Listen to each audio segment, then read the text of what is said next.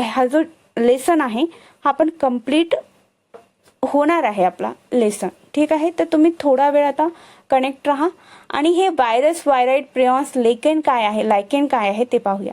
In the 5 kingdom classification of Whittaker, आपल्याला माहिती आहे विटाकरनी 5 किंगडम क्लासिफिकेशन दिलं होतं. पण या 5 किंगडम क्लासिफिकेशन मध्ये सुद्धा काय झालं की या 5 किंगडम मध्ये जे कॅरेक्टरिस्टिक्स शो होत होते असे ॲनिमल्स, असे ऑर्गॅनिझम, प्लांट्स हे आपण इन्क्लूड करत गेलो. पण असे काही ऑर्गॅनिझम्स होते, असे काही ऑर्गॅनिझम होते जे की असे कॅरेक्टरिस्टिक्स दाखवत होते जे की त्यामध्ये फिट बसतच नव्हते.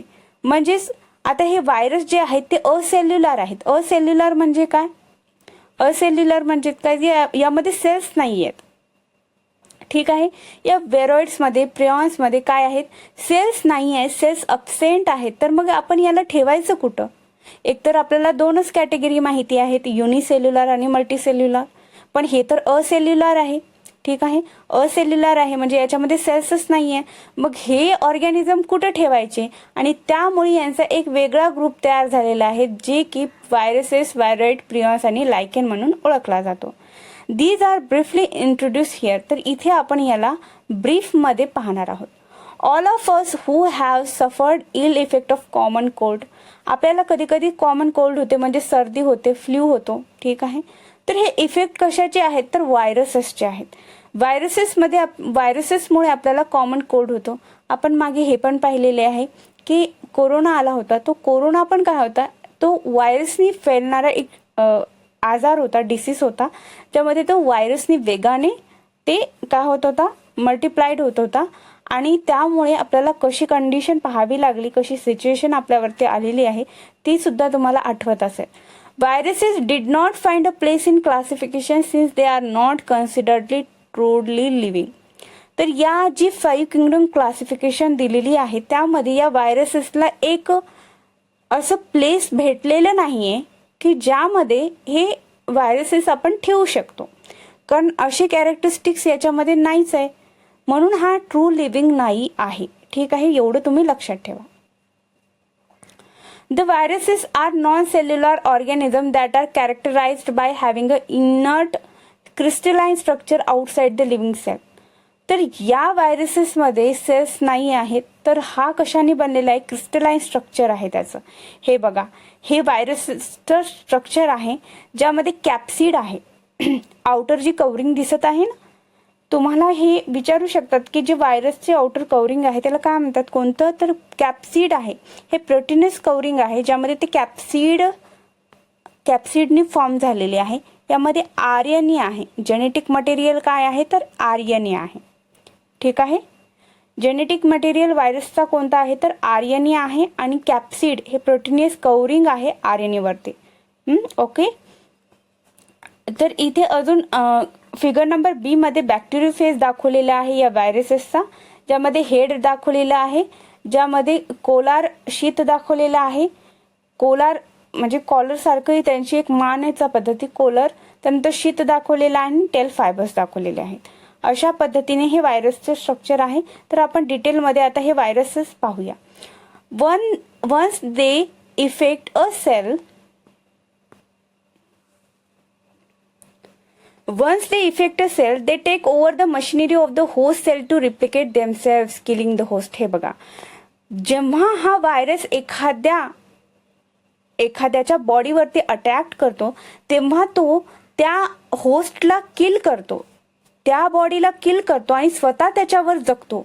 स्वतः अशी मशिनरी ओव्हरटेक करतो त्या होस्टवरती आणि तो स्वतःचं साम्राज्य तिथं निर्माण करतो आणि त्या होस्टला तो मारून टाकतो. ठीक आहे, असा आहे हा व्हायरस. ठीक आहे, व्हायरस मीन्स वेनम और पॉयझनस फ्लूइड. यांचं नावच काय आहे? तर व्हायरस हा कसा आहे? वेनमस फ्लूइड, पॉयझनस फ्लूइड आहे. आणि सगळ्यात सुरुवातीला हा व्हायरस कोणी शोध लावला होता? तर सगळ्यात सुरुवातीला हा दिसला होता डिमिट्री इवॉनोव्स्कीला. डिमिट्री इवॉनोव्स्कीला हे दिसला होता 1892 मध्ये रेकग्नाइज केला होता की काहीतरी सर्टन मायक्रोब्स आहे जे कॅज्युअल ऑर्गॅनिझम मध्ये मोझाईक डिसीज फॉर्म करत आहे टोबॅकोमध्ये. तर हा कोण आहे? पण त्यानंतर जेव्हा अजून स्टडी झाली त्यानंतर एम डब्ल्यू बेजिर्निक यांनी 1898 मध्ये या व्हायरसचं डेमॉन्स्ट्रेट केलं आणि याला एक्स्ट्रॅक्ट केलं टोबॅको प्लांटमधून आणि याला पूर्ण याची स्टडी केली आणि तेव्हा याला नाव दिलं व्हायरस. कुणी दिलं? बेजिर्निकने. ठीक आहे, बेजिर्निक यांनी या व्हायरसला व्हायरस म्हणून नाव दिलेलं आहे. ओके, आणि सगळ्यात सुरुवातीला हा दिसला कुणाला होता तर डिमिट्री इवानोव्स्कायला. ठीक आहे, तर त्यानंतर सुद्धा virus called fluid as a contagium vivum fluidum infectious living fluid.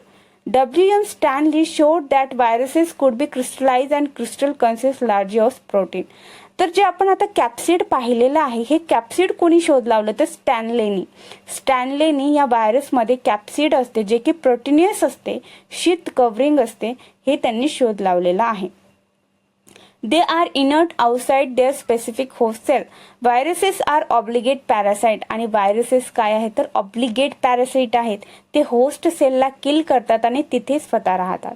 In addition to proteins viruses also contain genetic material. आपण आताच पाहिलेले आहे जे कॅप्सिड होता आणि याचं जेनेटिक मटेरियल कोणतं आहे, एक तर आयदर DNA असतं किंवा RNA असतं. याच्यामध्ये काही व्हायरसेसमध्ये RNA असतं, काही व्हायरसेसमध्ये DNA असतं.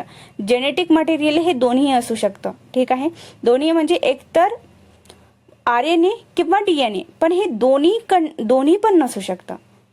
एक तर RNA असू शकतं जेनेटिक मटेरियल, एक तर DNA असतं, पण बोथ DNA आणि RNA कंटेनिंग नसतं व्हायरसेसमध्ये. हे पॉइंट तुम्ही लक्षात ठेवा, अतिशय महत्वाचा पॉइंट आहे की no virus containing both RNA आणि DNA.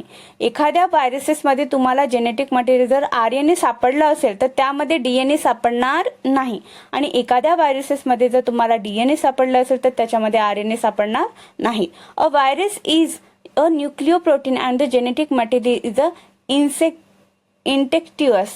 तर हे व्हायरसेस असतात ते न्यूक्लिओप्रोटीन असतात. कॅप्सिड हे प्रोटीन पासून तर बनलेले आहे ना.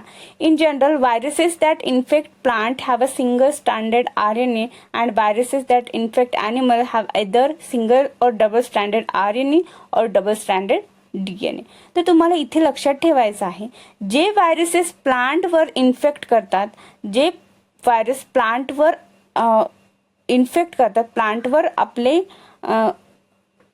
म्हणजे अटॅक करतात, ते कसे असतात सिंगल स्टँडर्ड RNA असतात. तुम्हाला हे विचारू शकतात, जे व्हायरसेस प्लांटवरती अटॅक करतात ते कसे असतात तर सिंगल स्टँडर्ड RNA असतात, सिंगल स्टँडर्ड RNA. पण जे व्हायरसेस ॲनिमलवरती इन्फेक्ट करतात ते डबल स्टँडर्ड RNA असू शकतात किंवा डबल स्टँडर्ड DNA असू शकतात.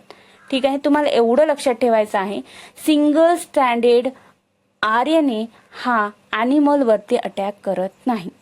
जर सिंगल स्टँडर्ड RNA तुम्हाला भेटत असेल तर प्लांटवरती अटॅक करेल, जर ॲनिमल वरती अटॅक करायचा असेल तर त्याला एक तर डबल स्टँडर्ड RNA किंवा डबल स्टँडर्ड DNA किंवा सिंगल स्टँडर्ड RNA हा अटॅक करू शकतो. ठीक आहे, तुम्हाला एवढं लक्षात ठेवायचं आहे, कारण DNA आणि RNA हे दोन्ही व्हायरसेसमध्ये एकत्र नसतात. Bacterial viruses or bacteriophages are usually double standard DNA viruses. The protein coat called capsid made of small subunit called capsomers.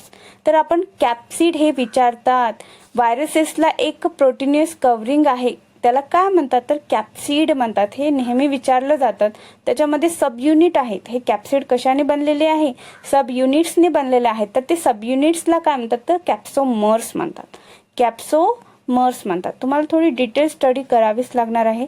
तर हे कॅप्सिडमध्ये जे सब युनिट असतात त्याला कॅप्सोमर्स म्हणतात. प्रोटेक्ट द न्यूक्लिक ॲसिड, ते त्याच्यामधल्या न्यूक्लिक ॲसिडला प्रोटेक्ट करत असतात. This capsomers are arrange in helical polyhedral geometric form, आणि हे अरेंज कसे असतात हेलिकल फॉर्ममध्ये, पॉलिहेड्रल फॉर्ममध्ये. Viruses causes disease like mumps disease, small pox, herpes, influenza. AIDS in human is also caused by virus. In plant the symptoms can mosaic formation, leaf rolling म्हणजे पानं असे बघा कर्ल होतात, केस कसे आपले कर्ली होतात तसे पानं सुद्धा होतात, रोल होतात, येलो पडतात पानं. हे कशामुळे व्हायरसेसच्या अटॅकमुळे होतं. ठीक आहे. तर हे तुम्हाला सगळे इथे कळालं असेल. व्हायरसमुळे आपल्याला मम्प्स डिसीज होतो, स्मॉल पॉक्स होतो, हर्प्स होतो, इन्फ्लुएन्झा होतो, कोल्ड होतं, कॉमन कोल्ड होतं. ठीक आहे. हे सगळं व्हायरसेसमुळे होतं. आता हे थोडंसंच राहिलेलं आहे आणि त्यानंतर आपण इथे एंड करणार आहोत. आणि आता हे जे आपण इथे पाहणार आहोत अतिशय महत्त्वाचं आहे. ठीक आहे.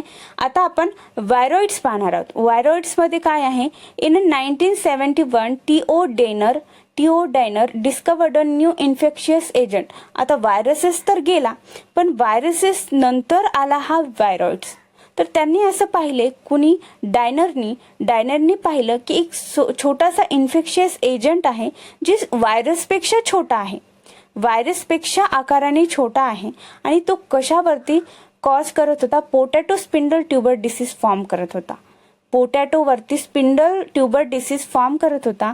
आणि मग त्यांनी पाहिलं की यामध्ये जो जेनेटिक मटेरियल आहे, जे RNA आहे ते फ्री आहे आणि प्रोटीन कव्हर सुद्धा यामध्ये नाहीये. जे कॅप्सिड होतं ना व्हायरसमध्ये, हे प्रोटीन कव्हर सुद्धा इथं नाहीये आणि RNA सुद्धा फ्री आहे.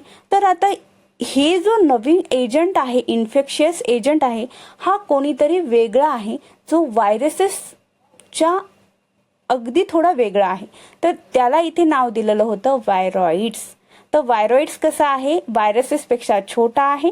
ज्या पद्धतीनं व्हायरसेसमध्ये RNA आहे, यामध्ये RNA जेनेटिक मटेरियल आहे पण फ्री आहे आणि यावरती प्रोटीन कोड कॅप्सिड नाही आहे. कशामध्ये, व्हायरॉइड्सवरती. ठीक आहे. The RNA viroid was the low molecular weight. आणि याचं मॉलिक्युलर वेट RNAचं कसं आहे, यामधलं लो आहे, एकदम कमी आहे. हे एकदम छोटा आहे ना, व्हायरसेस वरूनही छोटा आहे, तर याचं मॉलिक्युलर वेट सुद्धा छोटा आहे. त्यानंतर प्रिऑन्स पाहूया. In modern medicine certain infectious neurological diseases were found to be transmitted by the agent consisting abnormally folded protein. आता काय झालं की व्हायरसचा शोध लागला, व्हायरॉइड्सचा लागला, पण अजून काहीतरी असं होतं की जे असा एजंट होता जे फोल्डेड प्रोटीन होतं, फक्त असं फोल्ड केलेलं प्रोटीन होतं, जे की डिसीज फॉर्म करत होतं, इन्फेक्शन फॉर्म करत होतं, न्यूरोलॉजिकल इन्फेक्शन फॉर्म करत होतं. मग इथे स्टडी केल्यानंतर हे माहिती झालं की हे डिसीज फॉर्म करणारा प्रोटीनियस फोल्डेड जे इन्फेक्शियस ऑर्गॅनिझम आहे तर तो प्रिऑन्स आहेत. The most notable disease cause prions are bovine spongiform encephalopathy commonly called mad cow disease in cattle. तर कॅटलमध्ये मॅड काऊ जो डिसीज होतो तो या प्रिऑन्समुळे होतो. प्रिऑन्स कसं आहे, फोल्डेड प्रोटीन्स आहे, फक्त फोल्डेड प्रोटीन आहे आणि हेच इन्फेक्शन करतं. आणि प्राण्यामध्ये मॅड काऊ डिसीज जे आहे म्हणजेच बोविन स्पॉन्जिओफॉर्म इन्सेफॅलोपॅथी, तर हे कशामुळे झालेले आहे, तर या प्रिऑन्समुळे झालेले आहे. आणि अँटोलॉगस व्हॅरियंट क्रेटिफर्स जॅकॉब डिसीज हे ह्युमनमध्ये झालेलं आहे.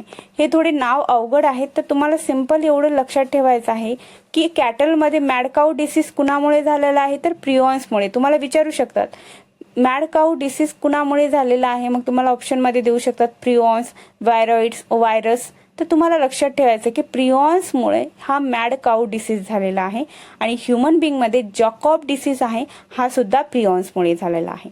ठीक आहे. तुम्ही डिस्टिंग्विश करू शकत असाल व्हायरसेस काय आहेत, व्हायरॉइड्स काय आहे, प्रिऑन्स काय आहेत. ठीक आहे. जर कळत नसेल तर पुन्हा एकदा हे लेक्चर तुम्ही रिवाइज करा, तर तुम्हाला सगळे कन्सेप्ट क्लिअर होतील.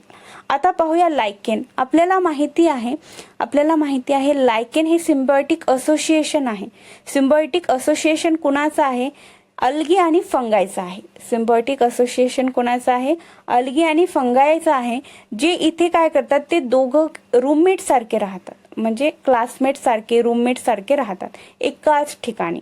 आणि जे अल्गल कंपोनंट आहे त्याला काय म्हणतात, तर फायकोबाइंट म्हणतात. अल्गल कंपोनंटला फायकोबाइंट म्हणतात, फंगल कंपोनंटला मायकोबाइंट म्हणतात.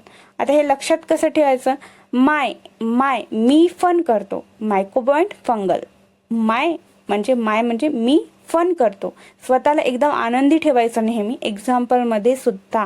म्हणून मी मायसेल्फ मी फन करतो, फन फंगलचं मायकोबाइंट आणि राहिलेलं फायकोबाइंट कुणाचं, अल्गलचं. ठीक आहे. Which are autotrophic and heterotrophic respectively. का ॲटोट्रॉपिक हेटरोट्रॉपिक? कारण दोघं आलेले आहेत ना इथे, अल्गल आणि फंगई हे दोघंही मिळून त्यांनी इथे एक सिम्बायोटिक असोसिएशन दाखवलेलं आहे. कारण फंगी हे हेटरोट्रॉपिक आहे म्हणून हे हेटरोट्रॉपिक सुद्धा दाखवतं, आणि अल्गी हे ऑटोट्रॉपिक आहे म्हणून ऑटोट्रॉपिक कॅरेक्टरिस्टिक्स दाखवतं. ठीक आहे. Algae prepare food for fungi and fungi provide shelter and absorb mineral nutrient water for its partner. तर यांचं जे असोसिएशन आहे ते कसं आहे, सिम्बायोटिक आहे. म्हणजे तू मला काहीतरी दे तेव्हाच मी तुला काहीतरी देईल.